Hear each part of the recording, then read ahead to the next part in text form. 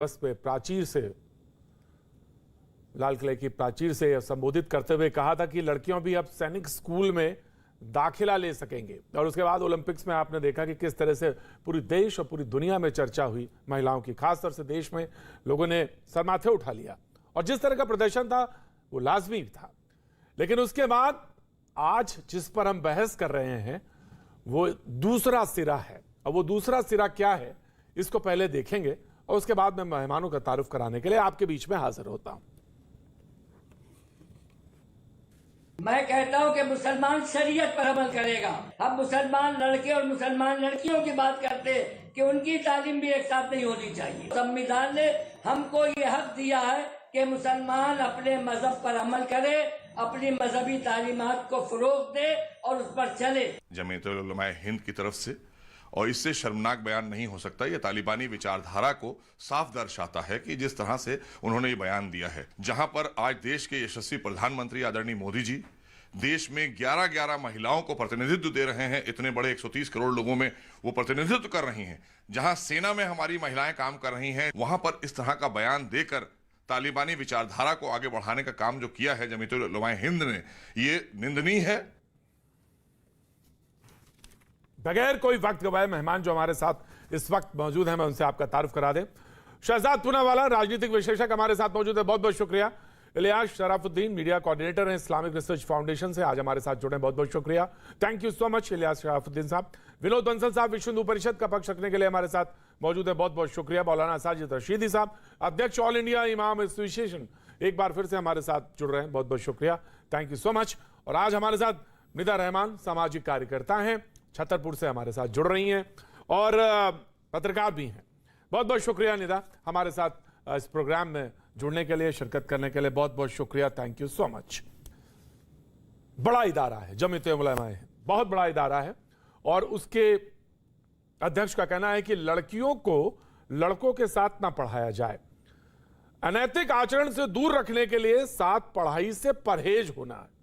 सभी गैर मुसलमानों से भी लड़कियों को अलग पढ़ाने की अपील है। उसका कारण उन्होंने बताया कि जो शादियां हो रही हैं, अब ये देखिए दूसरा सिरा है, एक तो विश्व हिंदू परिषद का है और एक ये दूसरा सिरा निकला है। आज चर्चा उसकी भी होनी चाहिए। उन्होंने कहा कि साहब दूर रखिए लड़कियों को, जो मुसलमान हैं उनको दूर रखिए, और उनकी जो इल्म है, जो भी उनकी पढ़ाई है, जो भी लिखाई है, वो अलग स्कूल में होनी चाहिए।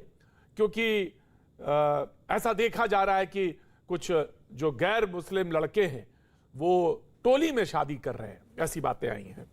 तो जो ये बात है वो बिल्कुल दूसरा सिरा है, जो अभी तक बात हो रही थी ये उससे बिल्कुल दूसरा सिरा है। हम जैसा मेहमानों का हम कहते हैं कि सबको बोलने का हक होता है 30 सेकंड, तो आज 20-20 सेकंड करेंगे। पैनल जरा ज्यादा बड़ा है, लिहाजा डिबेट जल्दी ओपन हो जाएगी तो अच्छा रहेगा। 20 सेकंड। सबसे पहले मौलाना साजिद रशीदी साहब दिख रहे हैं, तो अध्यक्ष हैं ऑल इंडिया इमाम एसोसिएशन। आप इस जमीयत के इस फरमान को किस तरह से लेते हैं जनाब? आवाज आ रही है? जी जी मौलाना साजिद रशीदी साहब। भाई आवाज नहीं आ रही है, आवाज नहीं आ रही है। आपकी आवाज आ रही है जनाब, बोलिए। आवाज नहीं आ रही है आपकी मुझे। मैंने कहा कि आप जमीयत का इस फैसले को कैसे लेते हैं जिसमें लड़कियों को अलग पढ़ाया जाना चाहिए, और वो इसलिए क्योंकि गैर मजहब में शादियां हो रही हैं लड़कियां, तो इससे दूर रखा जाना चाहिए। इसको लेकर आपकी अपनी सोच क्या है? आवाज आई साहब? ये मुझसे सवाल है? जी जी साहब, सवाल ही है आपसे। 20 सेकंड आपको है बोलने का, ओपनिंग रिमार्क। आप प्रतीक भाई, देखिए आपको याद होगा सोशल मीडिया पर बहुत सारी इस तरह की वीडियोस गर्दिश कर रही हैं जिसमें कहा जा रहा है कि हम मुसलमान 3000 बच्चियों को हिंदू धर्म में कन्वर्ट करेंगे, हिंदू लड़कों से कहेंगे वो शादियां करके लाएं और उनको कन्वर्ट कराएं। इस तरह की सोच जो पनपी है और जो इंटरकास्ट मैरिजेस का जो चलन बढ़ा है, तो ये कहीं ना कहीं चिंता का विषय तो जरूर है। दूसरी बात यह है कि मौलाना अरशद मदनी साहब के बयान को आप विवादास्पद नहीं कह सकते। विवादास्पद वो बयान मैं आपको जनाब रोक रहा हूं क्योंकि एक बड़ी खबर आ रही है इस वक्त, और खबर यह है कि भारत तालिबान के बीच औपचारिक बातचीत शुरू हुई है और दोहा में यह औपचारिक बातचीत है। और दोहा में शेर मोहम्मद के साथ जो उनके प्रतिनिधि हैं उनके साथ बातचीत का सिलसिला शुरू हुआ। भारत तालिबान के बीच औपचारिक बातचीत, और नीरज हमारे सहयोगी हमारे साथ मौजूद हैं और जानकारी के साथ। नीरज, ये जो बातचीत है इसके क्या मकसद हैं और किस रेफरेंस के और किस टेक्स्ट के जरिए, टेक्स्ट के बिना पर यह बातचीत हो रही है, ये जानना बहुत जरूरी है क्योंकि बहुत बड़ा ये एक ब्रेक थ्रू है। नीरज, देखिए, पहले तो बातचीत का मकसद बात की बात है, बातचीत के मकसद की बात करें, लेकिन पहली बार भारत ने तालिबान को आधिकारिक तौर पे इंगेज किया है। ये अपने आप में बहुत बड़ी बात है कि भारत ने तालिबान से बातचीत की है। अब तक किसी तरह का इंगेजमेंट नहीं हुआ था तालिबान से।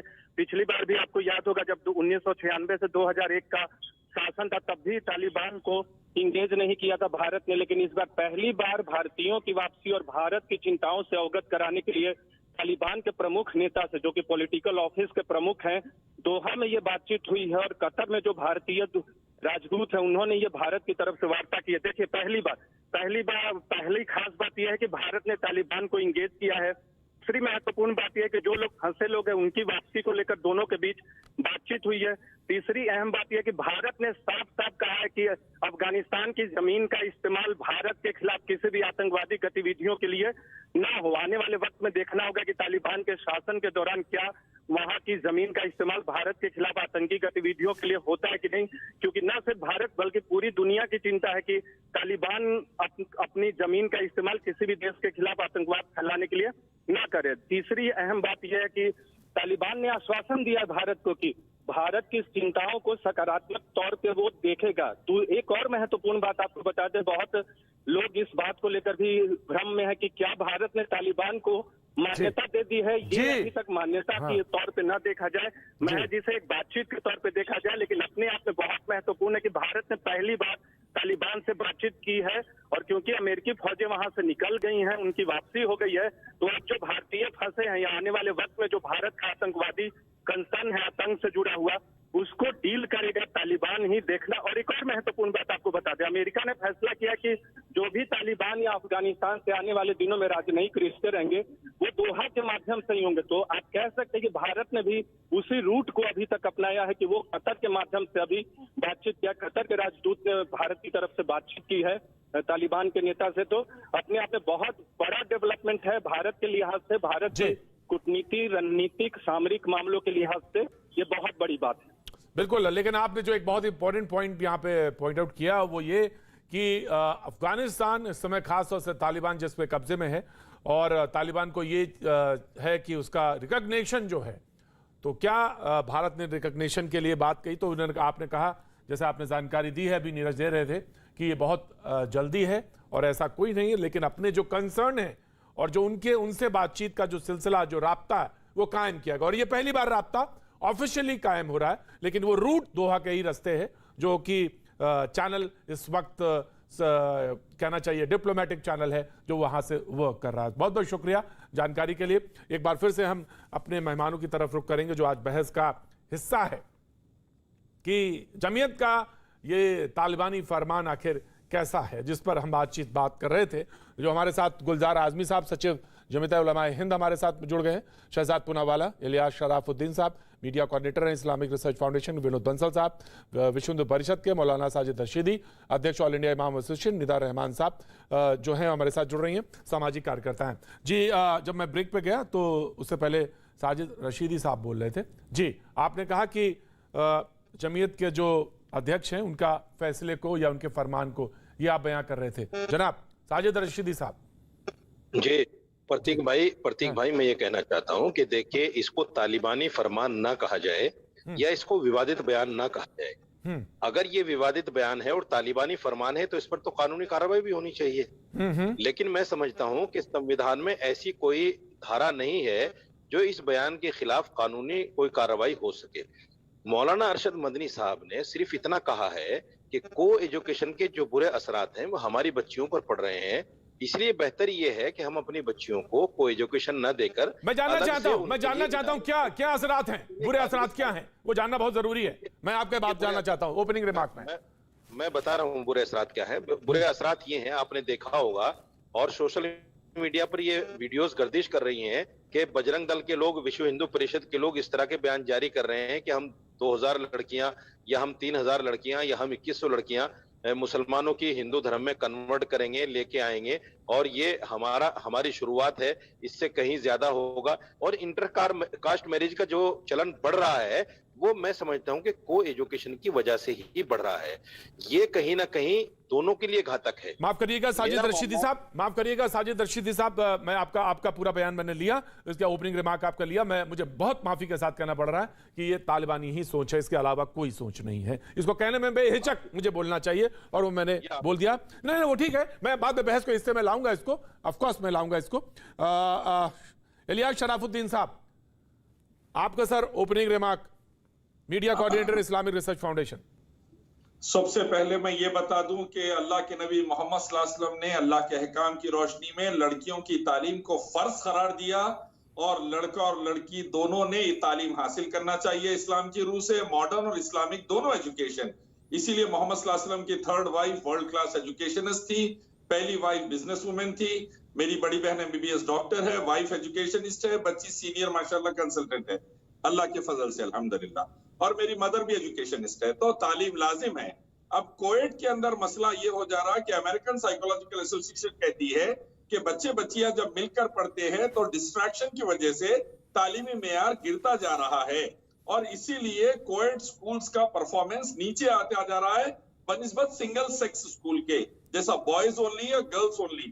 तो तालीमी मेयार को नजर में रखते हुए एक सिंगल सेक्स स्कूल्स जो जहाँ लड़के और लड़कियां अलग अलग पढ़ते हैं उस पर ध्यान देना चाहिए। और आजकल टिकटॉक और यूट्यूब, फेसबुक, इंस्टाग्राम और हिंदी, हॉलीवुड, बॉलीवुड मूवीज की वजह से जो माहौल गंदा हो गया है, जिसकी बिना पर लड़के लड़कियां 9th, 10th और 11th, 12th कंट्रोल से बाहर जा रही है, इसके लिए उनकी इज्जत को बचाने के लिए अलग अलग स्कूल जरूरी है। बहुत शुक्रिया, बहुत बहुत शुक्रिया। आपका ओपनिंग रिमार्क हमने लिया। अमेरिका का कहां पे कौन सी बात लेनी है और अमेरिका की कहां पे कौन सी बात नहीं लेनी है, यह भी मुझे पता चला कि कि अपने सुविधा के अनुसार अमेरिका को कब गाली दे देनी है और अमेरिका को कब भगोड़ा कह देना है, यह भी मुझे आज समझ में आया। और अमेरिका को कब हमें लानत भेजनी है और कब अमेरिका का इस्तेमाल करना है, यह भी समझ में आया। बहुत बहुत शुक्रिया, बहुत बहुत शुक्रिया। ओपनिंग रिमार्क आपका मैंने लिया। और मैं गुलजार आजमी साहब हमारे साथ मौजूद हैं, जमीयत उलमा हिंद के सचिव हैं, बड़ा इदारा है। आपका ओपनिंग रिमार्क सर, आप कहते हैं कि इससे ये होता है कि गैर जो मुस्लिम हैं उनके लड़कों के साथ शादियों का एक खतरा है और ये खतरा बड़ा है, और इसलिए ऐसा है, उधर भी लोग कहते हैं, लेकिन ये इससे बचने का तरीका यही है कि कोएड स्कूल नहीं होने चाहिए। जनाब आपका ओपनिंग रिमार्क गुलजार आजमी साहब। मैं पहले आपको ये बताऊं कि नबी अकरम सल्लल्लाहु ताला अलैहि वसल्लम के एक हदीस है, तलबल इल्म फरीज़तुन अला कुल्ल मुस्लिमुन व मुस्लिमतुन। नबी अकरम सल्लल्लाहु ताला अलैहि वसल्लम ने फरमाया कि इल्म हासिल करना फर्ज है हर मुसलमान मर्द पर और हर मुसलमान औरत पर। इसलिए आप ये कहें कि मुसलमान औरतों की तालीम के खिलाफ हैं, बिल्कुल गलत बात है। जी बिल्कुल सही कह रहे हैं आप, बिल्कुल सही कह रहे हैं। हम मखलूत तालीम के खिलाफ हैं, और ये भी इस्लाम ने हमको सिखाया है। इस्लाम ने कहा कि एक लड़का और एक लड़की जब 12 साल की उम्र को पहुंच जाए तो उन दोनों को अलहदा कर दो, एक जगह इकट्ठा मत करो, इसलिए कि इन दोनों के इकट्ठा होने से शैतान घुस जाएगा। तो हम तो इस्लाम की बात कर रहे हैं। अब रह गया ये कोई इसको माने या ना माने, ला इकराहा फिद्दीन। इस्लाम कहता है इसके इस्लाम में कोई जबरदस्ती नहीं है। इस्लाम अपने अहकामात सुनाता है, जिसको मानना हो माने, जिसको नहीं मानना हो ना माने।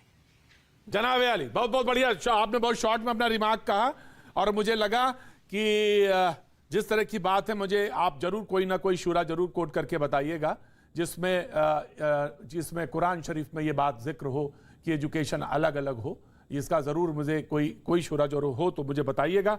अलबत्ता हदीस में जरूर कहीं इस बात जरूर हदीस में कई जिक्र हैं, लेकिन वो जो क्या है हिदायतें वो जरूर मुझे बताइएगा। वो इल्म की कोई चीज है, लेकिन आपने कहा 12 साल के बाद अलग कर देना चाहिए, शैतान वाली बात जो आपने कही, तो मुझे ये भी बताइएगा आप जरूर, हुजूर आली ये जरूर बताइएगा कि ऑफिसेस भी आप अलग करने वाले हैं, ऑफिस भी अलग करेंगे और ऑफिस जहां पे वो काम करने जाएंगे, क्योंकि इल्म हासिल करेंगी। लड़के लड़कियां मर्द औरतें अलग रहना है। जनाब आली, उससे मुझे कहिए ये भी जरा बताइएगा ऐसे बोले, कि मैं समझ ऑफिसेस नहीं- भी मैं अलग समझ नहीं होंगे पाया। आने वाले समय में, सारे लोगों के लिए अलग अलग। पार्लियामेंट भी अलग कर देना, वहां पर भी खतरा है। जी जी, मुझे आपकी सोच में खतरा नजर आता है। सुप्रीम कोर्ट में भी जी खतरा है। इंदिरा जी, बिल्कुल बिल्कुल, मुझे सोच में खतरा नजर आ रहा है आपकी। बिल्कुल बिल्कुल बिल्कुल बिल्कुल, मुझे आपकी सोच में। Shehzad Poonawalla, opening remark. मैं आ रहा हूँ हुजूर, देखिए ऐसे आ रहा हूँ, ऐसा मैं आ रहा हूँ जनाब, बहस ओपन करने करूंगा। शहजाद पूनावाला, शहजाद पूनावाला, शहजाद पूनावाला, मेरी बात सुन लीजिए, मेरी जी, बात बोलिए। सुन लीजिए अगर पहले। मेरे- इतने अरे, एक मिनट चिल्लाने रुकिए। की बात देखिए, मत शहजाद कीजिए, पूनावाला, रुकिए। मैं आपसे ज्यादा ये संस्कृति- तेज चिल्ला सकता हूँ।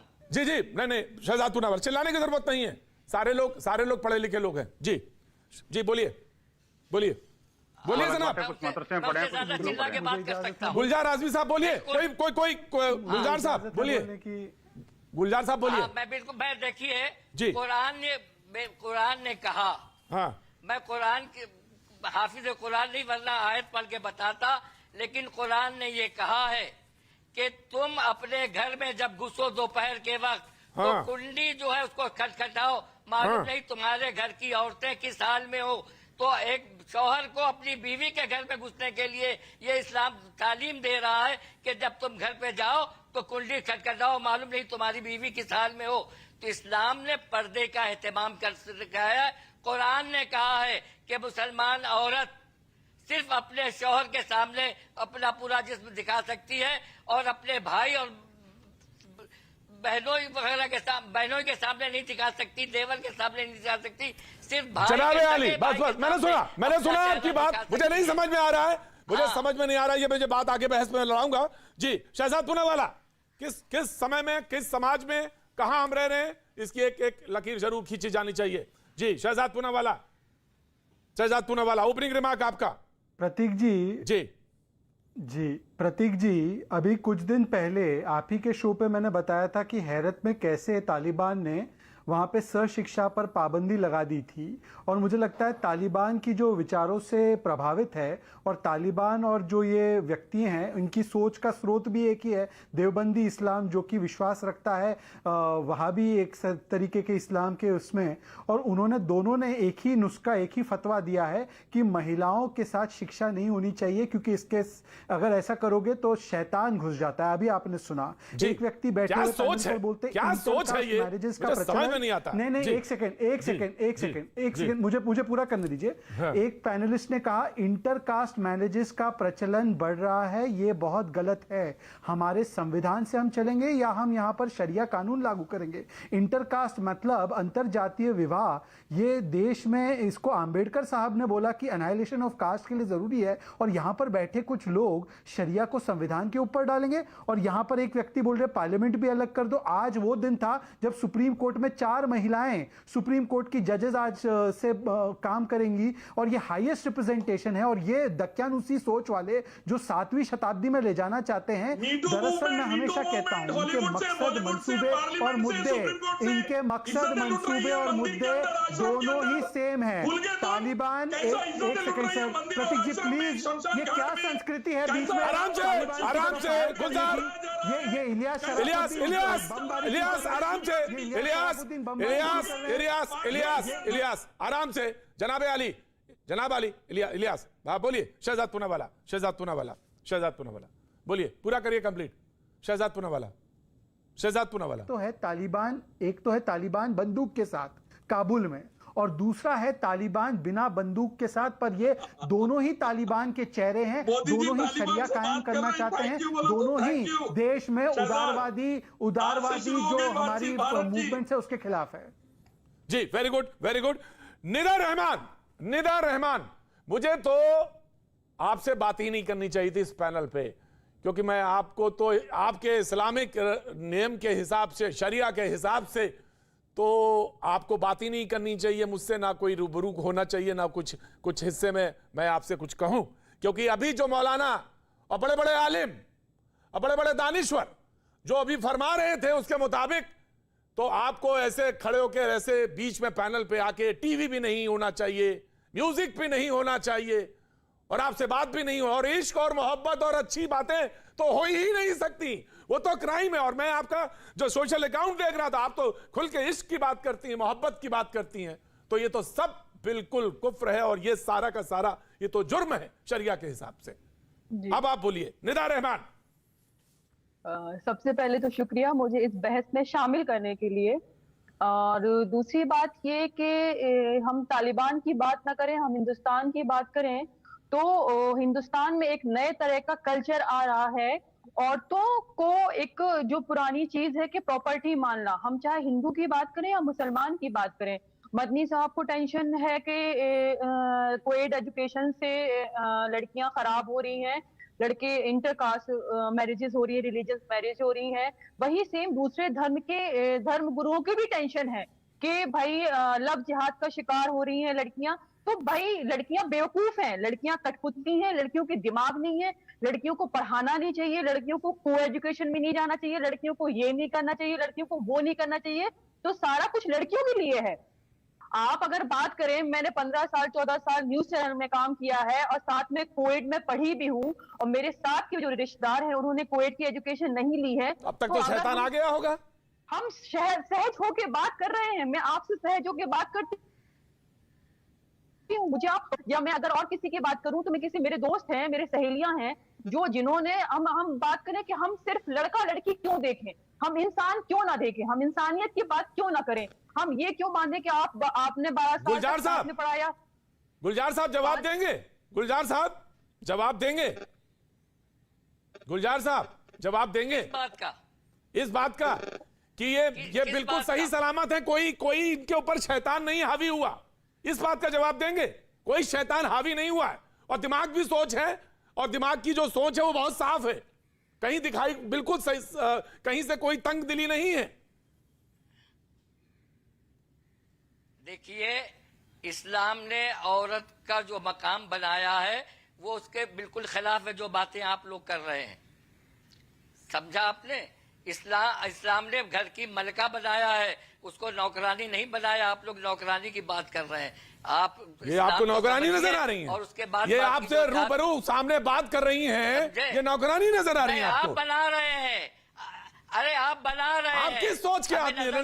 निदा जवाब देंगी, ये लड़ाई आपकी है निदा, हम खड़े हैं बराबर, लेकिन जवाब आपको देना है। मैं सिर्फ एक बात कहूंगी, रहने दो, मुझे सिर्फ एक बात कहनी है मत बनाओ कि इस्लाम, हम इस्लाम ठीक है, इस्लाम में बहुत हकूक दिए हैं हमको, इस्लाम में बहुत सारी चीज हुई हैं, तो हम किताबों की, जब हम मुस्लिम, हम औरतों के हक की बात करते हैं तो हम सिर्फ किताबों की बात ना करें, हम जमीनी हकीकत की बात करें। जमीनी हकीकत में कितनी लिटरेसी है लड़कियों की, हम ये बात क्यों ना करें? मुस्लिम, एक तो मुसलमान की एजुकेशन में बहुत बुरी हालत है, उससे भी हम अगर मुस्लिम एजुकेशन पे गर्ल्स की आ जाएं तो क्या हालत है? देखिए, इस्लाम किसी पर जबरदस्ती नहीं करता, जिसको मानना है इस्लाम के कवानीन को वो माने, जिसको नहीं मानना वो नहीं माने। गुलजार आजमी इस्लाम के कवानीन को ना मानकर भले आपको गुलजार आजमी कह दे, वो मुसलमान नहीं हो सकता। जो इस्लाम के कवानीन को मानेगा वही मुसलमान होगा। और इस्लाम में औरत को पर्दे में रहने के लिए कहा है, उसको पर्दे में रहना चाहिए, हम इतना जानते हैं। मतलब आपके हिसाब से ये इस्लाम, ये तो ना तो ये इस्लाम मान रही है, और आपके हिसाब से ना तो ये मुस्लिम है। जी, ये आपका कहना है? वाह, मैं ये नहीं कह रहा, मैं ये नहीं कह रहा जी, मैं कहता हूँ इस्लाम में मानने की, इस्लाम जबरदस्ती नहीं करता, जिसको मानना है माने, जिसको नहीं मानना है नहीं माने। मैं आ रहा हूँ, बस मैं चाहे तो रख ले। जी बिल्कुल, मैं लास्ट पैनलिस्ट है हमारे विनोद बंसल जी। विनोद बंसल जी, आपका ओपनिंग रिमार्क, इसके बाद बहसों पे। विनोद बंसल। प्रतीक जी, 2-3 बड़ी इंपॉर्टेंट बात है। जिसने ये बयान दिया है वो दारुल देवबंद का शिक्षा प्रमुख है और जमात उलमा हिंद का अध्यक्ष है। आप इसे, उस व्यक्ति की जो डायमेंशन है वो भी आप समझ लीजिए। और ये दोनों संस्थान ऐसे हैं जो कि विश्व भर के मुसलमानों को जिहाद का, आतंकवाद का और मदरसों के माध्यम से जो कुछ जो अमानवीय हो सकता है वो सबको परोसते हैं ये। और देखिए, पाकिस्तान, बांग्लादेश और अफगानिस्तान में तो ये जो तालिबानी संस्कृति जो जहां से जन्मी है, उसके मूल के केंद्र में ही ये संस्थान है। तो मुझे लगता है इससे कोई और ज्यादा एक्सपेक्ट करना, मुझे लगता है बेमानी है। लेकिन नहीं, वो ये कहते हैं, नहीं विनोद बंसल जी, मैं एक बार रोक रहा हूं, वो ये कहते हैं कि हिंदू लड़कों से दूर रहिए। तो इस मुताबिक से तो आप दोनों लोग बिल्कुल सही हो गए कि वो कहते हैं हिंदू लड़कों से दूर रहिए, आप कहते हैं मुसलमान लड़कियों से दूर रखिए। तो यहां तो आप दोनों लोग सही हैं। नहीं, मैंने नहीं कहा। हमारी संस्कृति में कहीं भी कोई दूरी बनाने की आवश्यकता नहीं है। हम तो सिर्फ लव जिहाद के खिलाफ क्यों हैं? क्योंकि लव जिहाद के कारण बेटियों की हत्याएं हो रही हैं, बेटियों का धर्मांतरण हो रहा है, इलिसिट रिलेशंस बन रहे हैं, और इसके अलावा उनको मार दिया जाता है, उसको आतंकवाद की फैक्ट्री में झोंक दिया जाता है। एक बात। दूसरी बात ये, हमारा कोई आपत्ति नहीं है, हम अगर कोई इंटरकास्ट मैरिज करता है, इंटर रिलीजियस मैरिज करता है, अब विश्व हिंदू परिषद ने कभी उसका ऑब्जेक्शन नहीं किया। लेकिन बड़ी बात यह है कि आज भी भारत के अंदर कौन कहता है कि तालिबानी संस्कृति नहीं है, तालिबानी सोच के लोग नहीं है, ये उन्होंने पुनः स्थापित कर दिया। दूसरी बात और बताऊं आपको मैं, देखो ऐसे लोगों ने ये बात भी साबित कर दी है कि आखिरकार मुस्लिम समाज को समझना पड़ेगा, जो मुसलमानों को अपने आप को इंटेलेक्चुअल समझते हैं, जो बुद्धिजीवी समझते हैं, उनको तय करना पड़ेगा कि ऐसे लोगों को नेता या आदर्श माना जाए या उनको बाहर फेंक दिया जाए। इनको समझना पड़ेगा कि आखिरकार ये जो शरीयत का जो मैं कहूंगा इसको शरीयत जो प्रथा है, उसको जो है अब साथ में रखना है या उसको तिलांजलि दे देनी है। Now the debate is open. Now the debate is open. Ilyas Sharafuddin, Ilyas Sharafuddin, समय अनुसार इस पर परिवर्तन करना जरूरी है। Now इलियास शराफुद्दीन, बहुत देर से बोला, मैं शहजाद पुनावाला आता हूं आपका। Ilyas Sharafuddin, debate is open, अब अपनी बात सब कह सकते हैं। ये शरीयत की नहीं, शरीयत की मानसिकता है बेसिकली जी। और ये जो है ये जो देखिए, सवाल ये है कि एक तरफ प्रधानमंत्री लाल किले की प्राचीर से कहते हैं कि सैनिक स्कूल में महिलाओं की भी एंट्री होनी चाहिए, लड़कियों की भी एंट्री होनी चाहिए, फाइटर प्लेन्स उड़ा रही हैं, और एक तरफ मुझे बेहद अफसोस है गुलजार आजमी साहब, आप कहते हैं कि 12 साल की उम्र के बाद अलग हो जाना चाहिए क्योंकि वहां पे शैतान आ जाता है। गजब है भाई आपकी सोच। ये इनकी विकृत मानसिकता और महिला। Ilyas Sharafuddin, now the debate is open. Shehzad Poonawalla ji, right, now the debate is open. Shehzad, मैं आ रहा हूं जी, right sir, audio down. Prateek ji, Shehzad Poonawalla Prateek ji, मैं बहुत दो छोटी बातें करूंगा। एक तो यहाँ पे जो मानसिकता कुछ लोग दिखा रहे हैं उसके विषय में तो मैं बाद में बोलूंगा। पहले तो देखिए, जो मैं आ रहा हूं, आप वेट करिए, बीच में शराफुद्दीन साहब बार इंटरप्शन होता है जी। सर 10 सेकंड तो दे दीजिए बात करने के लिए। देखिए, पहले तो मैं पूछना चाहूंगा कि जो पार्टियां, राजनीतिक दल हमेशा महिला अधिकारों की बात करती हैं, Congress party, MIM, NCP, Samajwadi party, आज इनकी चुप्पी एक तरीके से बताती है कि वोट बैंक का इस तरीके से वो शिकार हुए हैं कि वो आज इन कट्टरपंथियों के खिलाफ बोलना भी नहीं चाहते, जैसे शाह बानू से लेकर शायरा बानू तक। और अब गुलजार आजमी साहब जो बैठे हैं, मैं इनसे 2 सवाल पूछना चाहता हूं। गुलजार आजमी साहब, इस्लाम के शरिया के हिसाब से टीवी पे आना हराम है या हलाल है? अगर हराम है तो आप यहाँ पर क्या कर रहे हैं? और दूसरी बात, जो तालिबान कर रहा है, नहीं, एक सेकंड रुक जाओ इलियास, तुमसे दूसरा सवाल इलियास शराफुद्दीन से सवाल नहीं है, गुलजार से सवाल है। जो तालिबान ने नियम कानून लागू किए हैं, अफगानिस्तान में महिलाओं पर, क्या आप उससे इत्तेफाक रखते हैं क्या? गुलजार, चलिए साहब, वो इलियास शराफुद्दीन जवाब देना चाहते हैं जी। इलियास शराफुद्दीन, मेरा जवाब ये है, नहीं, इलियास नहीं, गुलजार साहब देंगे, गुलजार साहब आ रहे हैं, गुलजार साहब आएंगे, गुलजार साहब को जवाब देने को मौका मिलेगा जी। बोलिए। रिपोर्ट निकाल के देख लीजिए, आपको अच्छे से इल्म आ जाएगा। कोएड स्कूल्स में 30% से ज्यादा रेप हुए हैं, इसीलिए क्या सड़ी हुई मानसिकता लेके आए हैं? क्या ऊल जलूल बोल रहे हैं आप? क्या ऊल जलूल बोल रहे हैं आप? शमशानों में अफगानिस्तान में पाकिस्तान क्या कर रहे हैं? कर रहे हैं। अब ये जरूर पाकिस्तान, अफगानिस्तान में बांग्लादेश क्या कर रहे हैं? भारत क्या कर रही है? भी महफूज नहीं है। और अफगानिस्तान में तालिबान शरिया कानून ला रहे हैं, रेपिस्ट और मर्डरर को मौत की सजा दी जा रही। तो आरएसएस वाले आतंकवादी परेशान क्यों है? आरएसएस के आतंकवादी चिन्मयानंद सेंगर के इलियास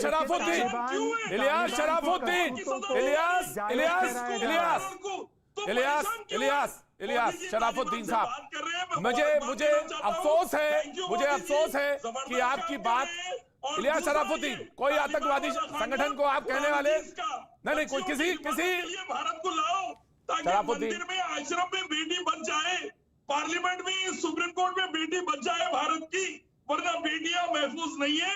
क्राइम में नंबर 1 हो गया भारत। औरतों का रेप, लड़कियों का रेप, गैंग रेप, मर्डर, इसके लिए शरिया कानून जरूरी वो है। आपकी ही तालिबान पुरुष अगर प्रधान शरिया सोच कानून की लाए, वजह से ये तो दिक्कत भारत में है। लाइए, बेटियां ये पुरुष बचाइए। प्रधान ऑडियो डाउन सोच शराफुद्दीन आपकी साहब जो का है, जवाब देंगे ये शहजाद इसी का पूनावाला। नतीजा मैं है। एक क्लैरिफिकेशन देना रहा आरएसएस को आपसे कोई सर्टिफिकेट की जरूरत नहीं है और किसी संगठन को बोलने का आपको कोई अख्तियार नहीं है। जी शहजाद पूनावाला। देखिए अभी अभी कहा गया कि जो शरिया तालिबान अफगानिस्तान में ला रहा है वो इसके साथ है। आपने देखी होगी एक चित्र जिसमें कि हेलीकॉप्टर से एक व्यक्ति को लटकाकर शहरों पर ले जाया जा रहा है। ये आपको इस्लाम का वर्जन सही लगता है? मैं आपको कह रहा था ना कि तालिबान और ये जो देवबंद से निकलने वाले ये जो लोग हैं इनकी सोच में बड़ी समानताएं हैं और इसीलिए आज अरशद मदनी ने तालिबान के अपने बिरादर का समर्थन करते हुए बयान दिया है। ये पुरुष प्रधान और ये इस्लामिक कट्टरवादी सोच ही है जिसकी वजह से आज तक मुस्लिम महिलाओं को अधिकार नहीं मिला और शाह बानू से लेकर शायरा बानू तक इन्होंने इनका उत्पीड़न किया। मैं फिर से मौलाना से पूछना चाहता हूं, जो जमीयत से गुलजार साहब से, टीवी पर आना शरीयत के हिसाब से है या नहीं? गुलजार साहब बताइए, के लिए लागू नहीं टीवी करेंगे, पे पर आना महिलाओं जायज को आप है एक या नाजायज? तरीके से सामग्री बनाएंगे। गुलजार आजमी साहब बताइए, टीवी पे आना ठीक है या गलत? हाँ, मर्द का आना जायज है, औरत का आना नाजायज है। वाह क्या बात है, मर्द का आना जायज है, औरत का टीवी पे आना नाजायज है। वाह हुजूर अली, क्या बात है, नाजायज है। क्या एक बार पूरी स्क्रीन पे दिखाया जाए इनको, पूरी स्क्रीन पे लाया जाए गुलजार आजमी साहब को पूरी स्क्रीन पे लाया जाए। आप मेरे सुन लीजिए, हाँ बोलिए, मैं आपसे ज्यादा तेज बोल सकता हूँ। हाँ आप तो इस उम्र में भी तेज बोल सकते हैं। जी बोलिए। जी बोलिए। नहीं, मैं आपसे ज्यादा तेज बोल सकता हूँ। हाँ मुझे मालूम है। आप इस्लाम का मजाक नहीं उड़ा सकते मेरे सामने। जनाबे आली आपसे ज्यादा इस्लाम को समझ रहा हूँ, नहीं समझते आप इस्लाम को। आप इदारे में बैठ के इस मुल्क को डिक्टेट मत करिए, समझे? आप अपनी बात कहने का हक है आपको। अरे इस मुल्क की आजादी हमारे पर नजरिया हुई है। इस मुल्क की आजादी देवबंद के उलमा के जरिए हासिल हुई है। क्या बात करेंगे आप? आपने क्या समझा देवबंद को? औरतों को घर में बंद कर दीजिए। आप देवबंद औरतों को आपने ही तो खून गिराया। आप ये जो दिन में आप देखते हैं ना ख्वाब, समझे? ये दिन में ख्वाब मत देखिए हुजूर अली, ये दिन में ख्वाब मत देखिए। सुनिए। अरे हुजूर सुनिए क्या, आप दिन में ख्वाब मत देखिए। इस मुल्क की आजादी में मुसलमानों का मुझे मालूम है, जमीयत उलमा हिंद मालूम है, मुझे अच्छी तरह से मालूम है, मुझे मालूम है। आपने अभी क्या फरमाया? तुम क्या जानो? आपने क्या? अरे हम तो कुछ नहीं जानते, हम तो बच्चे हैं। अरे हम तो बच्चे हैं जिसने इस मुल्क की आजादी आपने क्या? नहीं, मैं बहस पे आता हूँ, मैं बहस पे आता हूँ और मुझे ये बताइए कौन सी हदीस है मुझे बताइएगा कि जिसमें लिखा है कि मर्द को टीवी पे आना जरूरी है, औरत जो है वो टीवी पे नहीं आ सकती। मुझे बताइएगा और ढूंढ के लाइएगा हदीस लाइएगा। कुरान शरीफ में तो ला नहीं पाएंगे, हदीस ढूंढ के लाइएगा। और मैं तो जानना चाहता हूँ। मैं बता रहा हूँ, जवाब दे रहा हूँ कि मर्द के लिए पर्दा नहीं है, औरत के लिए बताएंगे मौलाना, आप नहीं बताएंगे। यहाँ पे मौलाना भी, अरे मैं तो बता रहा हूँ, जरूरत है। वक्त छोड़े से ब्रेक के बाद में फिर हाजिर होता हूं। वक्त छोड़े से ब्रेक के बाद फिर हाजिर होता हूं।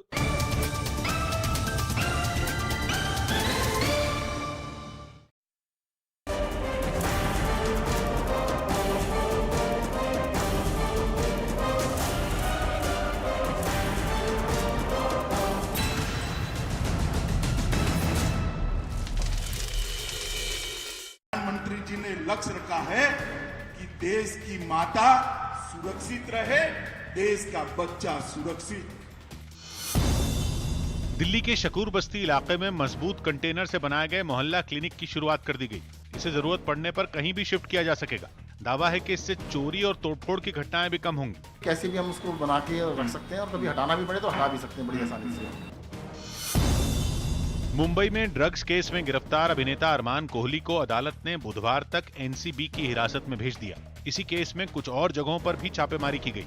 आशंका है कि अरमान कोहली के लिंक रूस और नाइजीरिया के नागरिकों से भी जुड़े हुए हैं।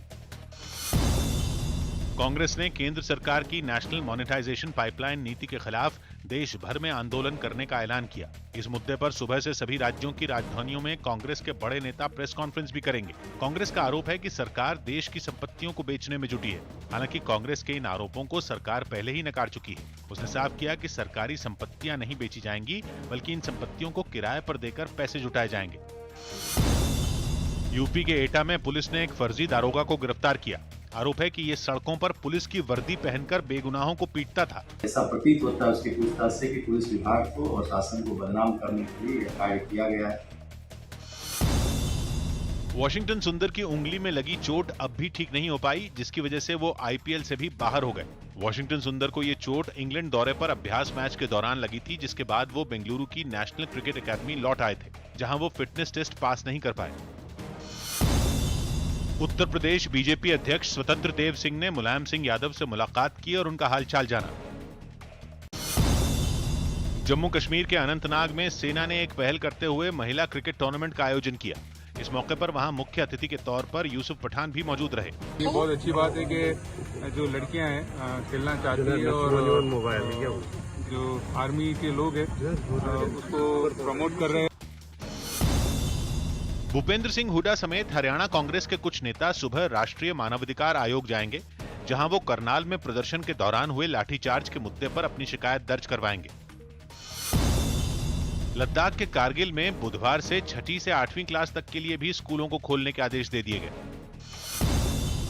ईडी ने मनी लॉन्ड्रिंग के एक मामले में अभिनेत्री जैकलीन फर्नांडिस से दिल्ली में 5 घंटे तक पूछताछ की। हालांकि कहा जा रहा है कि जैकलीन से ये पूछताछ आरोपी के तौर पर नहीं हुई, बल्कि इस केस में उन्हें बयान लेने के लिए बुलाया गया था। जैकलीन फर्नांडिस की बात करें तो पिछले 5 घंटे से ज्यादा हो चुके हैं। उसका बयान इसी दफ्तर में यहाँ पे दर्ज कराया जा रहा है। जम्मू कश्मीर के पुंछ में सुरक्षा बल ने घुसपैठ की कोशिश नाकाम कर दी और वहां एक आतंकी को ढेर कर दिया। स्टुअर्ट बिनी ने क्रिकेट के सभी फॉर्मेट से संन्यास का ऐलान कर दिया। उन्होंने टीम इंडिया के लिए 6 टेस्ट, 14 वनडे और 3 T20 मैच भी खेले। पश्चिम बंगाल में बिष्णुपुर विधानसभा सीट से बीजेपी विधायक तन्मय घोष फिर तृणमूल कांग्रेस में शामिल हो गए। दिल्ली के पास यूपी के नोएडा में पुलिस ने मुठभेड़ के बाद एक बदमाश को गिरफ्तार कर लिया। हालांकि उसका साथी भागने में कामयाब रहा। जवाबी फायरिंग में इसमें एक लोग आदमी को गोली लगी है, दूसरा आदमी अंधेरे का फायदा उठा के जंगल की तरफ भागा है। टोक्यो पैरालंपिक्स में भारत का एक पदक कम हो गया, क्योंकि डिस्कस थ्रो F52 कैटेगरी में विनोद कुमार का ब्रॉन्ज मेडल छिन गया। एक दिन पहले उन्होंने तीसरे नंबर पर रहकर यह पदक जीता था, लेकिन तब कुछ देशों ने इस नतीजे पर आपत्ति दर्ज करवाई थी और इस फैसले को होल्ड कर दिया गया था, यानी रोक दिया गया था। अब पैरालंपिक्स के पैनल ने उनसे ये पदक छीन लिया। ये पदक इसलिए छिना क्योंकि विनोद कुमार ने जिस डिस्कस थ्रो की F52 कैटेगरी में पदक जीता, उसमें वो एथलीट हिस्सा लेते हैं जिनकी मांसपेशियों की क्षमता कमजोर होती है और उनकी मूवमेंट सीमित होती है। हाथों में परेशानी होती है या पैर की लंबाई में अंतर होता है, जिससे खिलाड़ी बैठकर प्रतियोगिता में हिस्सा लेते हैं। रक्षा मंत्री राजनाथ सिंह ने उम्मीद जताई कि चीन से चल रहे विवाद का हल बातचीत से निकल जाएगा। भारत और चीन के बीच सीमा के विवाद का हल बातचीत के रास्ते और शांतिपूर्ण ढंग से हो, यह हम चाहते हैं। हम भारत की सीमा, उसके सम्मान और स्वाभिमान से समझौता किसी भी सूरत में नहीं करेंगे। बंगाल के मशहूर लेखक बुद्धदेव गुहा का 85 साल की उम्र में कोलकाता में निधन हो गया। वो कोरोना से ठीक होने के बावजूद कई मुश्किलों से जूझ रहे थे। उनके निधन पर पीएम मोदी और सीएम ममता बनर्जी समेत कई लोगों ने दुख जताया। महाराष्ट्र के यवतमाल से शिवसेना सांसद भावना गवली पाटिल के करीब 5 ठिकानों पर ईडी ने छापा मारा। बताया गया कि ईडी ने यह छापेमारी 100 करोड़ रुपए की धोखाधड़ी के मामले में की। कर्नाटक की मंगलुरु यूनिवर्सिटी में कई छात्रों ने प्रदर्शन किया और नई शिक्षा नीति लागू नहीं करने की मांग की। यूपी के आगरा में पुलिस ने 50,000 के एक इनामी बदमाश को ढेर कर दिया। हालांकि इस मुठभेड़ में एक सब इंस्पेक्टर और एक सिपाही घायल हो गया। पुलिस की इसने पिस्टल छीनी हुई थी उसी सिपाही की, जिससे फायर किया। इस पर पुलिस पार्टी ने फिर निशाना लेकर फायर किए। उद्धव सरकार ने कोरोना महामारी की वजह से इस बार दही हांडी उत्सव पर रोक लगा दी, जिस पर राज्य का सियासी पारा चढ़ गया। राज ठाकरे की पार्टी MNS के कार्यकर्ता ठाणे में सरकार के इस फैसले के खिलाफ अनशन पर बैठ गए। ये रैली चल रहा है, मोर्चा चल रहा है, लोग का युवा सेना का सब प्रोग्राम चल रहा है, वहाँ पे चलता है क्या भीड़? वहाँ पे कोरोना नहीं होने वाला है। विपक्ष के इस आक्रामक रुख को देखते हुए सरकार ने भी अपनी तैयारी तेज कर दी ताकि दही हांडी के लिए भीड़ को इकट्ठा होने से रोका जा सके। एमएनएस और बीजेपी जो है वो हिंदू त्योहारों पर होने वाले अन्याय के विरोध में लड़ने की बात कर रहे हैं। स्टेज बनाने का जो काम चालू था उसे पुलिस ने रोका हुआ है। यूपी के सीएम योगी आदित्यनाथ जन्माष्टमी के मौके पर मथुरा पहुंचे, जहां वो अलग अलग कार्यक्रमों में शामिल हुए। वृंदावन बिहारी लाल से ही प्रार्थना करने आया हूँ। यहाँ पर आपने अनेक राक्षसों का अंत किया था, इस कोरोना नामक राक्षस को भी अब अंत करने की कृपा करें। यूपी के कैबिनेट मंत्री श्रीकांत शर्मा मथुरा में जन्माष्टमी के मौके पर कई कार्यक्रमों में शामिल हुए, जहां उन्होंने कुछ भजन भी गाए। मेरो ठाकुर नंद को लाला, हम हैं नंद के लाला के जी। राजस्थान सरकार ने टोक्यो पैरालंपिक्स में गोल्ड मेडल जीतने वाली निशानेबाज अवनी लेखरा को 3 करोड़ रुपए का इनाम देने का ऐलान किया। इसके अलावा जैवलिन थ्रो में सिल्वर मेडल जीतने पर देवेंद्र झाझरिया को 2 करोड़ और ब्रॉन्ज मेडल जीतने वाले सुंदर सिंह गुर्जर को 1 करोड़ रुपए देने की बात कही। न्यूजीलैंड में फाइजर कंपनी की कोरोना वैक्सीन लगाने के बाद एक महिला की मौत हो गई। वहां वैक्सीन लगवाने के बाद इस तरह की मौत का ये पहला मामला है। न्यूजीलैंड के स्वास्थ्य मंत्रालय ने बताया कि इस महिला की मौत वैक्सीन लगवाने के बाद दिल की मांसपेशियां फूलने की वजह से हुई। जम्मू कश्मीर में श्रीनगर के लाल चौक में भी जन्माष्टमी के मौके पर झांकी निकाली गई।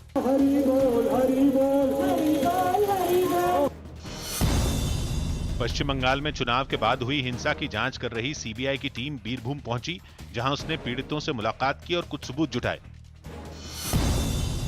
लखनऊ में एक महिला सिपाही की पिटाई के आरोपी को पुलिस ने गिरफ्तार कर लिया। आरोप है कि इसने ड्यूटी के दौरान सिपाही से छेड़छाड़ भी की थी। बाहर जाके एक लोहे की रॉड लेकर आया और उनको मारने लगा। वो अकेले थी, अपने आप को बचा नहीं पाई। गृह मंत्री अमित शाह ने गुजरात के गांधीनगर में पौष्टिक लड्डू वितरण योजना की शुरुआत की। गर्भवती महिलाओं को कुपोषण से बचाने के लिए ये लड्डू अभियान शुरू किया गया। प्रधानमंत्री जी ने लक्ष्य रखा है कि देश की माता सुरक्षित रहे, देश का बच्चा सुरक्षित। दिल्ली के शकूर बस्ती इलाके में मजबूत कंटेनर से बनाए गए मोहल्ला क्लिनिक की शुरुआत कर दी गई। इसे जरूरत पड़ने पर कहीं भी शिफ्ट किया जा सकेगा। दावा है कि इससे चोरी और तोड़फोड़ की घटनाएं भी कम होंगी। कैसे भी हम उसको बना के रख सकते हैं और कभी हटाना भी पड़े तो हटा भी सकते हैं बड़ी आसानी से। मुंबई में ड्रग्स केस में गिरफ्तार अभिनेता अरमान कोहली को अदालत ने बुधवार तक एनसीबी की हिरासत में भेज दिया। इसी केस में कुछ और जगहों पर भी छापेमारी की गई। आशंका है कि अरमान कोहली के लिंक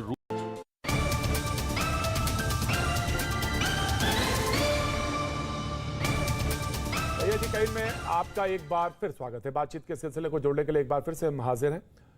सवाल यह है कि एक स्पेशल मैरिज कॉन्स्टिट्यूशन में एक उसका एक हिस्सा है, उसमें कानून में उसकी एक अलग से प्रोविजन है। उसके अलावा जो बहुत सारी बातें मैंने कहा कि ये तालिबानी सोच कैसे, तालिबानी सोच इससे है कि इस देश में सबको हक है बराबर का, सोचने का, समझने का, अपनी बात कहने का। मतलब ये अपने हक के बात कही जा सकती है, लेकिन इसका मतलब ये नहीं है कि कोई कहे कि औरतों को कैद कर देना चाहिए। प्रधानमंत्री लाल किले की प्राचीर से कहते हैं कि सैनिक स्कूल के दरवाजे महिलाओं के लिए खोल दिए जाने चाहिए। और कोई ये कहे कि 12 साल की उम्र में लड़के लड़कियों को अलग कर देना चाहिए क्योंकि उनके बीच में शैतान आ जाता है। ये सोच क्या है जनाब आली इलियास साहब? हंसिए मत, ये पीढ़ी माफ नहीं करेगी आपको। मौलाना, पीढ़ी देख रही है आपको। इलियास शराफुद्दीन साहब, पीढ़ी माफ नहीं करेगी आपको, और बिल्कुल माफ नहीं करेगी। और ये मुल्क कॉन्स्टिट्यूशन से, यहाँ के आईन से चलता है, किसी के इदारे में नहीं है, किसी के इदारे में नहीं है। इलियास साहब बोलिए। आप बच्चियों को बचाइए। मैं ऑथेंटिक बात करता हूं। आप कैसी ऑथेंटिक बात करते हैं इलियास साहब? No please listen me, no please listen me. आप कैसी ऑथेंटिक बात करते हैं? आप कहते हैं कि जो लड़के लड़कियां पढ़ते हैं उसमें 75% लोगों का, लड़के लड़कियों का रेप होता है। ये कैसी सोच है आपकी? American US victimisation. अरे आप तो अमेरिका की बात करने लगते हैं। अभी तो आप कह रहे थे अमेरिकन सोसाइटी सबसे खराब सोसाइटी है। इलियास जी, इलियास दोहरी तलवार मत बनिए। इलियास दोहरी तलवार मत बनिए, अपनी बात करिए। ये मुल्क आजाद मुल्क है और इसकी सोच आजाद है। आप लोग बच्चियों की इज्जत को दांव पे क्यों लगा रहे हैं? आप नहीं, एक सेकंड। शमशान घाट में मासूम बच्ची का रेप हो गया, मंदिर में मासूम बच्ची का रेप हो गया, आरएसएस के आतंकवादी हर जगह बने हुए। मैंने फिर आपको कहा टोका, प्रतीक जी, मैं आपको मौका दूंगा। विनोद बंसल जी, आप जवाब दीजिएगा, मैं मौका दूंगा। ये बार बार किसी को आतंकवादी नहीं, अपने गिरेबान में झांकिए, उसके बाद बोलिए। जी, शहजाद पूनावाला, शहजाद पूनावाला, शहजाद पूनावाला, किसी को कहने का किसी को कोई हक नहीं। इलियास शराफुद्दीन, इलियास शराफुद्दीन, किसी को कुछ कहने का हक नहीं। प्रतीक जी, हाँ जी, बोलिए शहजाद पूनावाला, शहजाद पूनावाला। प्रतीक जी एक एक करके बात रखते हैं। ऐसे बात करने में मुश्किल भी होती है और जनता को समझ में भी नहीं आता। लॉजिक के साथ, पढ़े लिखे लोग हैं, लॉजिक के साथ बोलिए। हाँ जी, प्रतीक जी, अमेरिकी रिपोर्ट्स का हवाला दिया जा रहा है, तो अमेरिकी की रिपोर्ट बोलती है कि मदरसे में आतंकवाद की तालीम भी दी जाती है, तो उसको भी मान लेना चाहिए। केवल एक रिपोर्ट क्यों उठा रहे हैं, सारी रिपोर्टें उठाते हैं। दूसरी बात करता हूं, गुलजार साहब ने कहा किस तरीके से, देखिए इस्लाम को हमेशा बोला जाता है ये समानता का धर्म है, पर गुलजार साहब के इस्लाम में महिलाएं और मर्द एक नहीं है, उनके लिए अलग अलग पैमाने हैं। मर्द तो टीवी पे आ सकता है पर महिलाएं नहीं आ सकती, ये शैतानी सोच है। मैं गुलजार से पूछना चाहता हूं, मैं साहब भी नहीं बोलूंगा इनको, मैं गुलजार से पूछना चाहता हूं, अगर संविधान समानता की बात करता है और तुम्हारा शरिया बोलता है कि समानता नहीं होगी, तुम शरिया को चुनोगे या संविधान को? सवाल गुलजार आजमी, गुलजार आजमी, सवाल। सुनिए, संविधान की दफा 25 ये कहती है कि हम अपने मजहब पर अमल करने के लिए आजाद है। आर्टिकल 14 समानता की बात करता है, आर्टिकल 14 समानता की बात करता है। आर्टिकल 14 नहीं पढ़ा आपने, आर्टिकल 21 बुनियादी अधिकार जीने का देता है, 21 नहीं पढ़ा आपने, केवल 25 पर अटक गए हो क्या? नहीं, और 25 भी जो है वो रिस्ट्रिक्शन के साथ है। 25 का मतलब ये नहीं है कि महिलाओं और मर्दों में आप अंतर करेंगे। 25 का मतलब ये नहीं है कि आप शरिया लागू कर देंगे संविधान के ऊपर। 25 का मतलब ये नहीं है कि आप महिलाओं को वस्तु समझेंगे। 25 का मतलब ये नहीं है कि आप बच्चियों को शिक्षा नहीं देंगे। 25 का मतलब ये नहीं है कि आप अपनी 7वीं शताब्दी की सोच 21वीं शताब्दी के नए भारत पे थोपेंगे। 25 का मतलब ये नहीं है कि नए भारत की परिकल्पना जिसमें महिलाएं और मर्दों का इक्वल हिस्सा होना चाहिए, उसको आप नहीं मानेंगे। अगर आपको ऐसा करना है तो आपके लिए एक देश नहीं, बहुत सारे देश बने हुए, चले जाइए पहिए पर लटक कर। सुनिए, आपके बाप का हिंदुस्तान नहीं है जो आप हमको भेजने की बात कर रहे हैं। इस मुल्क की आजादी और में ना ये तालिबानी सोच रखने वाले लोगों के बाप का हिंदुस्तान है। अगर आपको तालिबानी सोच रखनी है तो बगल में 2 मुल्क है, चले जाइए पकड़कर, पहिया पकड़कर चले जाइए। 2 मुल्क है तालिबानी सोच वाले, पकड़कर चले जाइए। जो तालिबान को पॉजिटिव समझते हैं ना, उनके लिए 2 मुल्क है बगल में, बोलो तो पहुंचा दूं। हमने इस मुल्क की आजादी के लिए खून बहाया है, अंग्रेजों की गुलामी पे आ गए, समझे? तुम टीवी पर बैठकर जहर फैलाओ, अभी तो अमेरिकन बता रहे थे, महिलाओं के खिलाफ, और तुम हमें अंग्रेजों का गुलाम बोलो। तुम हो अंग्रेजों के गुलाम, तुमने माफी मांगी है अंग्रेजों से, तुम क्या बात करोगे हमसे? अच्छा। हाँ, और मेरे बाप दादा ने किसी से माफी नहीं मांगी, और मेरे बाप दादा ने 400 स्क्वायर फीट के कमरे को जेल भी नहीं बुलाया। तो आप बात छोड़ दो उसकी, बात ये करो संविधान ऊपर है तुम्हारे लिए या शरिया? चुनो। सवाल पे आइए, सवाल पे। इस मुल्क में क्या रहेगा, इस मुल्क में होगा क्या? ये बहुत महत्वपूर्ण सवाल है जी। आजादी, बराबरी, हक, हुकूक। जी, जवाब दीजिए गुलजार साहब, जवाब दीजिए जवाब। मैं तो जवाब दे रहा हूँ ना। हाँ जी, आप बीच में क्यों बोल रहे हैं? बोलिए। कुरान बड़ी है, संविधान। आप बीच में क्यों बोल रहे हैं? बोलिए, कुरान बड़ी है, संविधान। संविधान बड़ी है, संविधान। कुरान बड़ी है, संविधान बोलो ना। कुरान बड़ा है, कुरान बड़ी है। जो शहजाद पूनावाला ने सवाल पूछा था, शहजाद पूनावाला ने एक सवाल पूछा है आपसे, वो सवाल है गुलजार आजमी साहब, बहुत बेसिक सवाल है जी। शहजाद पूनावाला, सवाल आपका फिर से एक बार दोहराइए। शहजाद पूनावाला, सवाल एक बार फिर से दोहराइए। हाँ जी, गुलजार साहब, आपके लिए सवाल यही है, आप कुरान को ऊपर रखते हो या संविधान को? आप शरिया को ऊपर रखते हो या संविधान को? शरिया या संविधान? संविधान। शरिया या संविधान, ये सवाल है। शरिया। मैं बता रहा हूँ ना, शरिया और ये है। देखिए, ये इनका असली चेहरा, या जवाब दे ये इनका असली चेहरा है। सुन लीजिए प्रतीक जवाब दे दीजिए। बिल्कुल। ये तालिबान से अलग कैसे हुए, ये आईसिस से अलग कैसे हुए, ये तालिबान और आईएसआईएस से कैसे अलग हुए? और आप बात करते हैं भारत को आजादी दिलाने की। भारत को आजादी दिलाने वाले लोगों ने भारत में संविधान कायम करने की लड़ाई लड़ी, भारत में तिरंगा को ऊंचा लहराने की लड़ाई लड़ी, भारत एक निजाम, कानून के निजाम से चले उसकी कवायद की। ये भारत की आजादी की लड़ाई है। संविधान को शरिया से बदलने की लड़ाई भारत में नहीं, वो कहीं और लड़ी जा रही है, और उसको हम आतंकवाद कहते हैं। आपको अब आप कहिए जो चाहिए वो कहिए। हमको दस्तूर की दफा 25 ने और दस्तूर की दफा 30 ने यह हक दिया है कि हम अपने मजहब पर अमल करें, अपने मजहब को माने, अपने मजहब का प्रचार करें। और आपके हिसाब से महिलाओं को दूसरे दर्जे का शहरी बना देना चाहिए। आपके हिसाब से महिलाओं को हकूक नहीं मिलने चाहिए। आपके हिसाब से मर्दों के लिए और महिलाओं के लिए अलग नियम होने चाहिए। मर्द तो टीवी पर आ जाए वो तो हलाल है, और महिलाएं आ जाए तो हराम है। वो अरे आप जो समझे, आप जो समझे, आप समझा रहे हैं, पूरे देश में आप ही समझा रहे हैं, और आपके बिरादर भी समझा रहे हैं। निदा रहमान गुलजार आजमी के मुताबिक, निदा रहमान, सवाल यह है निदा निजाम, गुलजार आजमी के मुताबिक महिलाओं को टीवी पे आना जायज नहीं है, बिल्कुल जायज नहीं है। उनको अलग 12 साल की उम्र में अलग कर देना चाहिए। निदा रहमान, सारे फैसले महिलाओं के मर्द ही क्यों करें? सारे फैसले जो मजहब की बात करें या हम किसी और चीज की बात करें, तो सिर्फ महिलाओं से क्यों ना महिलाओं को फैसले करने दिया है? महिलाओं के पास अकल नहीं है क्या? महिलाएं बेअकल हैं? महिलाओं की कोई, चाहे वो हर किसी मजहब की बात यही होती है कि महिलाएं ये नहीं करें, महिलाएं वो नहीं करें। एक वो संत अति नरसिम्हानंद जी बोलते हैं कि हमारी औरतें ऐसी, हिंदू औरतें ऐसे चल रही हैं, मुस्लिम औरतें ऐसे रहती हैं। तो भैया सबको टेंशन क्यों है औरतों, लड़कियों की? लड़कियां बेअकल होती हैं, लड़कियों के पास अकल नहीं है क्या? आप लड़कियों की बात करें, लड़कियों के फैसले लड़कियों को तो करने दें भाई। आप लड़कियों से पूछे कि वो क्या चाहती हैं। लड़कियां बेअकल होती हैं, उनके पास अकल नहीं होती है, वो अपने डिसीजन नहीं ले सकती हैं। लड़कियों को पढ़ाओ नहीं, लड़कियों को आप पढ़ाओगे नहीं। लड़कियां जब पढ़ती हैं तो उनमें सोचने समझने की शक्ति आती है। लड़कियां जब पढ़ती हैं तो वो दिमाग से फैसले लेने लगती हैं, और यही फैसले अखरते हैं। ये फैसले, यही दिक्कत है। ये दिक्कत इस तरफ वालों की भी है, ये दिक्कत उस तरफ वालों की भी है। वो कहते हैं कि हमारी लड़कियां लव जिहाद का शिकार हो रही हैं। भाई दोनों तरफ की चीजें, क्या मसला क्या है आप लोगों का? राइट नाउ इलियास शराफुद्दीन साहब, नाउ यू रिप्लाई। शराफुद्दीन साहब, मैं आ रहा हूं, मैं चाहता हूं लड़के लड़कियों दोनों के फैसले कुरान हदीस से होना चाहिए। दोनों को, अरे भाई इस मुल्क में कानून है या नहीं है?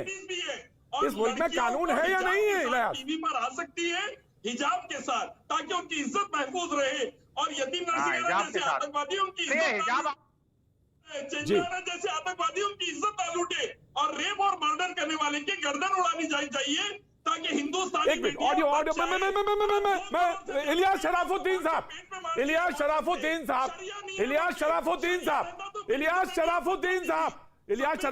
मैं ये कह रही है हिजाब के साथ आना चाहिए। इलियास शराफुद्दीन,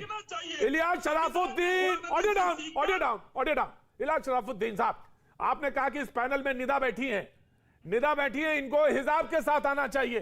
14-15 बरस तो इन्होंने टेलीविजन में काम किया है, 14-15 बरस तो टेलीविजन में काम किया, और कई लोग हैं जो हमारे साथ काम करती हैं, है ना? तो इनकी यहां पे जो बाकी मर्द बैठे हैं, 5 मर्द बैठे, उन पर भी तो इल्जाम लग गया कि निदा के ऊपर उनकी जो नजर है वो खराब है। इसका जवाब है आपके पास? इसका जवाब है? निदा, जवाब दीजिए। निदा रहमान, आप मजहब की बात करें, आप धर्म की बात करें, तो जब आप पर्दे की बात, एक तो कुरान में किसी भी तरह के पूरा लबादा ओढ़ने की कहीं जिक्र नहीं है। पर्दे का है तो पर्दे का हुक्म अगर लड़की को है, तो नजरें नीची करने का हुक्म लड़कों को भी है। तो आप मर्द की बात क्यों ना करें? तालिबान की बात, तालिबान कहता है कि औरतें घर से बाहर ना निकले क्योंकि उनके लड़ाके महिलाओं की इज्जत करने के लिए ट्रेंड नहीं है। यानी कि महिलाओं की इज्जत करने के लिए ट्रेनिंग चाहिए, ट्रेनिंग की जरूरत है। कोई नहीं, ये ट्रेनिंग वाली बात है। महिलाओं की इज्जत के लिए लड़कों को ट्रेन होने की जरूरत है। हम ट्रेनिंग की बात क्यों ना करें? झूठ नहीं है, सच है इलियास, सच आप बर्दाश्त नहीं कर पा रहे हैं। बाहर गए तो लिबादा ओढ़ के जाएं। सूरह निसा 14 सूरा आयत नंबर 31, सूरह नूर 24वां सूरा आयत नंबर 30। विनोद बंसल साहब, विनोद बंसल साहब, विनोद बंसल साहब, विनोद बंसल, बिल्कुल आपका राइट है। विनोद बंसल साहब आप बोलेंगे। प्रतीक जी, मुझे बड़ा दुख हो रहा है आज आपके टीवी चैनल के प्लेटफॉर्म का इस्तेमाल ये इस्लामिक जिहादी शरीयती मानसिकता को प्रसारित करने में लगे हुए हैं। मुझे बड़ा दुख है आपके इतने प्रतिसाद, इतने विरोध के बावजूद, इतने सारे लॉजिक के बावजूद भी ये इलॉजिकल लोग वो अपनी शरीयती मानसिकता से बाहर ही नहीं निकल पा रहे और इनका पूरा का पूरा लवाजमा, पूरा का पूरा गैंग इस बात के लिए सक्रिय है कि कब और कैसे भारत को शरीयती मानसिकता से ग्रसित किया जाए। ये संविधान में विश्वास नहीं करते। ये जो कह रहे हैं कि स्वतंत्रता का आंदोलन लड़ा, हमने बलिदान दिया, खून बहाया। अरे भाई, खून बहाया होगा लेकिन पाकिस्तान बनाने के लिए। खून बहाया था बांग्लादेश बनाने के लिए। खून बहाया था तुमने जो है ना कश्मीर को खाली करने के लिए। खून बहाया था तुमने बांग्लादेश से अपने अफगानिस्तान से हिंदुओं को मार के भगाने के लिए। खून बहाया था तुमने लोगों का जान लेने के लिए।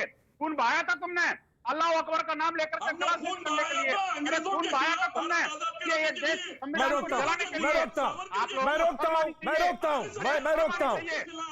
हूँ शहजाद पूनावाला, मैं रोकता हूँ। शहजाद पूनावाला, वो जो सवाल प्रतीक एक ही line, Shehzad Poonawalla, audio down. Shehzad Poonawalla, वो जो सवाल आपने गुलजार आजमी साहब से पूछा था, गुलजार आजमी साहब से पूछा था कि आपने कहा था कि आप बताइए शरिया जो इस्लामिक कानून है वो ऊपर है या इस देश का आईन, कॉन्स्टिट्यूशन?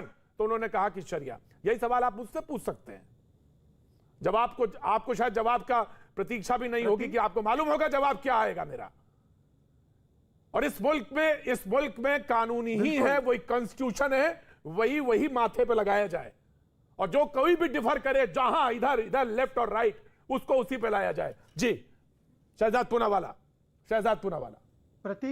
प्रतीक यही फर्क है संस्कृतियों की कि हम अपने आईन को अपना मजहब सबसे ऊंचा किताब मानते हैं और कुछ लोग यहाँ पर अपनी धर्म की विकृत परिभाषा को ऊपर रखते हैं। मैं इनसे एक ही चीज पूछना चाहता हूँ। ये कहते हैं महिलाओं की सुरक्षा के लिए ये बोलते हैं कि हिजाब होना चाहिए, तो 1-1 साल की बच्चियों के साथ बलात्कार क्यों होता है? गुलजार आजमी साहब बताइए। कपड़े पहने 1 साल की बच्ची के साथ, मुझसे ये भी समझा दीजिए। 1 साल की बच्ची के साथ गुलजार आजमी साहब बताइए रेप क्यों होता है?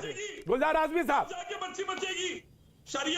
साहब, ऑडियो डाउन। गुलजार आजमी साहब जी बताइए, रेप क्यों होता है 1 साल की बच्ची के साथ?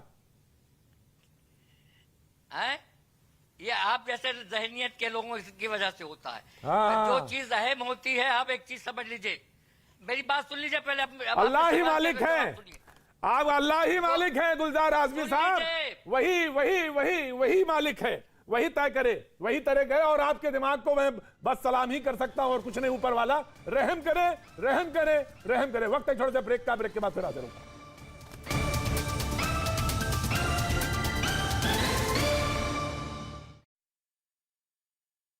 इलाके में मजबूत कंटेनर से बनाए गए मोहल्ला क्लिनिक की शुरुआत कर दी गई।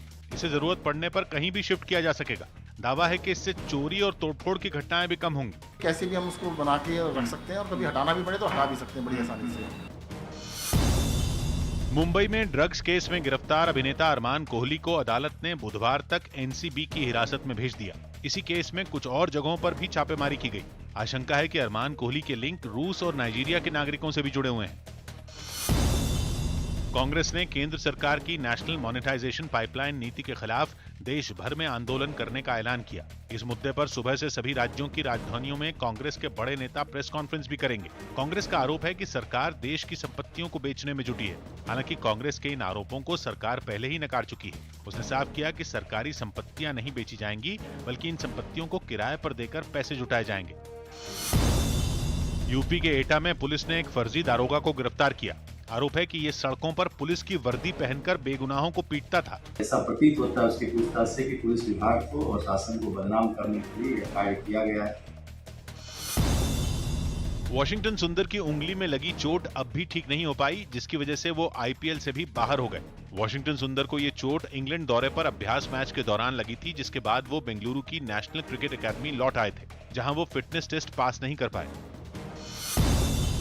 उत्तर प्रदेश बीजेपी अध्यक्ष स्वतंत्र देव सिंह ने मुलायम सिंह यादव से मुलाकात की और उनका हालचाल जाना। जम्मू कश्मीर के अनंतनाग में सेना ने एक पहल करते हुए महिला क्रिकेट टूर्नामेंट का आयोजन किया। इस मौके पर वहां मुख्य अतिथि के तौर पर यूसुफ पठान भी मौजूद रहे। ये बहुत अच्छी बात है कि जो लड़कियां हैं खेलना चाहती है और मोबाइल जो आर्मी के लोग हैं उसको प्रमोट कर रहे हैं। भूपेंद्र सिंह हुड्डा समेत हरियाणा कांग्रेस के कुछ नेता सुबह राष्ट्रीय मानवाधिकार आयोग जाएंगे, जहां वो करनाल में प्रदर्शन के दौरान हुए लाठीचार्ज के मुद्दे पर अपनी शिकायत दर्ज करवाएंगे। लद्दाख के कारगिल में बुधवार से 6ठी से 8वीं क्लास तक के लिए भी स्कूलों को खोलने के आदेश दे दिए गए। ईडी ने मनी लॉन्ड्रिंग के एक मामले में अभिनेत्री जैकलीन फर्नांडिस से दिल्ली में 5 घंटे तक पूछताछ की। हालांकि कहा जा रहा है कि जैकलीन से ये पूछताछ आरोपी के तौर पर नहीं हुई, बल्कि इस केस में उन्हें बयान लेने के लिए बुलाया गया था। जैकलीन फर्नांडिस की बात करें तो पिछले 5 घंटे से ज्यादा हो चुके हैं। उसका बयान इसी दफ्तर में यहाँ पे दर्ज कराया जा रहा है। जम्मू कश्मीर के पुंछ में सुरक्षा बल ने घुसपैठ की कोशिश नाकाम कर दी और वहां एक आतंकी को ढेर कर दिया। स्टुअर्ट बिनी ने क्रिकेट के सभी फॉर्मेट से संन्यास का ऐलान कर दिया।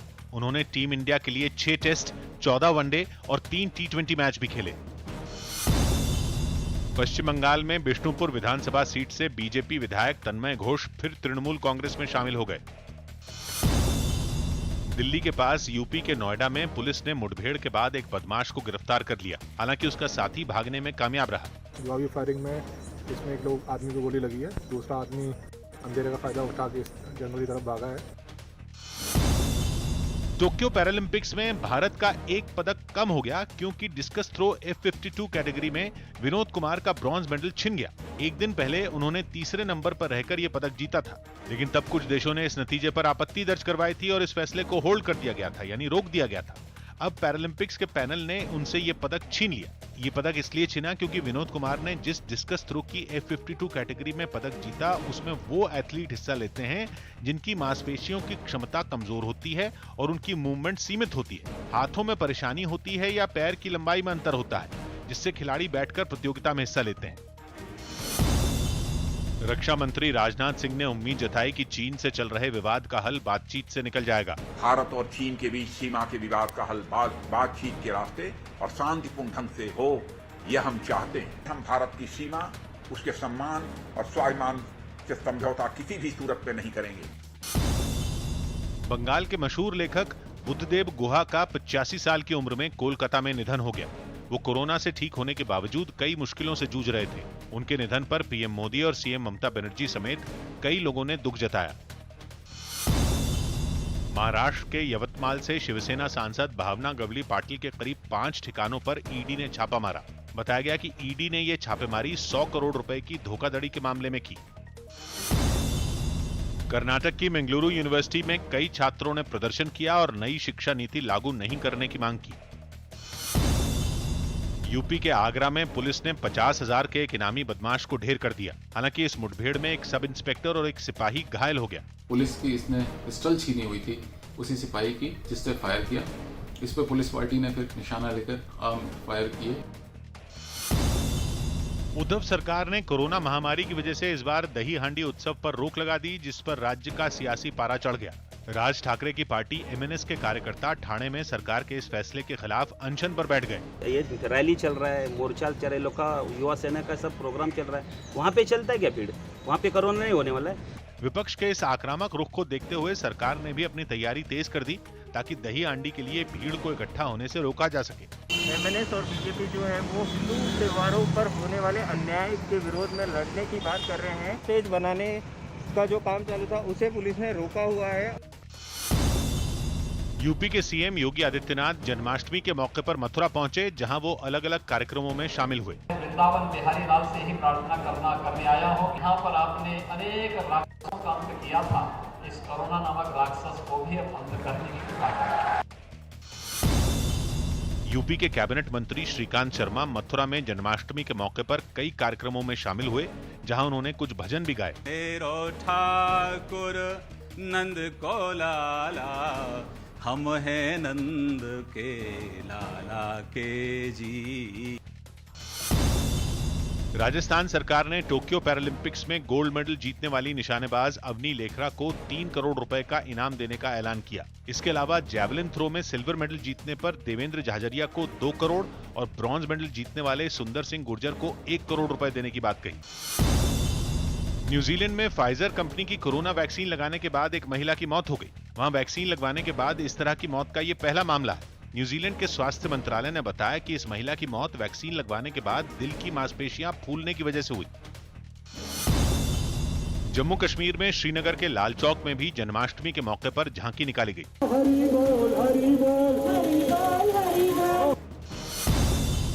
पश्चिम बंगाल में चुनाव के बाद हुई हिंसा की जांच कर रही सीबीआई की टीम बीरभूम पहुंची, जहां उसने पीड़ितों से मुलाकात की और कुछ सबूत जुटाए। लखनऊ में एक महिला सिपाही की पिटाई के आरोपी को पुलिस ने गिरफ्तार कर लिया। आरोप है कि इसने ड्यूटी के दौरान सिपाही से छेड़छाड़ भी की थी। घर जाके एक लोहे की रॉड लेकर आया और उनको मारने लगा। वो अकेले थी, अपने आप को बचा नहीं पाई। गृह मंत्री अमित शाह ने गुजरात के गांधीनगर में पौष्टिक लड्डू वितरण योजना की शुरुआत की। गर्भवती महिलाओं को कुपोषण से बचाने के लिए ये लड्डू अभियान शुरू किया गया। प्रधानमंत्री जी ने लक्ष्य रखा है कि देश की माता सुरक्षित रहे, देश का बच्चा सुरक्षित। दिल्ली के शकूर बस्ती इलाके में मजबूत कंटेनर से बनाए गए मोहल्ला क्लिनिक की शुरुआत कर दी गई। इसे जरूरत पड़ने पर कहीं भी शिफ्ट किया जा सकेगा। दावा है कि इससे चोरी और तोड़फोड़ की घटनाएं भी कम होंगी। कैसे भी हम उसको बना के रख सकते हैं और कभी हटाना भी पड़े तो हटा भी सकते हैं बड़ी आसानी से। मुंबई में ड्रग्स केस में गिरफ्तार। दोहा में तालिबान नेता से भारतीय राजदूत दीपक मित्तल की हुई औपचारिक मुलाकात। अफगानिस्तान से भारतीयों के रेस्क्यू पर हुई चर्चा। अफगानिस्तान से अमेरिकी सेना के लौटते ही हथियारों के जखीरे पर तालिबानियों का कब्जा। लड़ाकू विमान, हेलीकॉप्टर और लाखों के तादाद में मशीन गन और पिस्तौल तालिबान लड़ाकों के हाथ लगे। जलियांवाला बाग में बदलाव पर राहुल गांधी के बयान से कैप्टन अमरिंदर सिंह का अलग बयान। केंद्र के फैसले का समर्थन करते हुए कहा, बदलाव की सही बताया कि सरकारी संपत्तियां नहीं बेची जाएंगी, बल्कि इन संपत्तियों को किराए पर देकर पैसे जुटाए जाएंगे। यूपी के एटा में पुलिस ने एक फर्जी दारोगा को गिरफ्तार किया। आरोप है कि ये सड़कों पर पुलिस की वर्दी पहनकर बेगुनाहों को पीटता था। ऐसा प्रतीत होता है उसकी पूछताछ से कि पुलिस विभाग को और शासन को बदनाम करने के लिए कार्य किया गया है।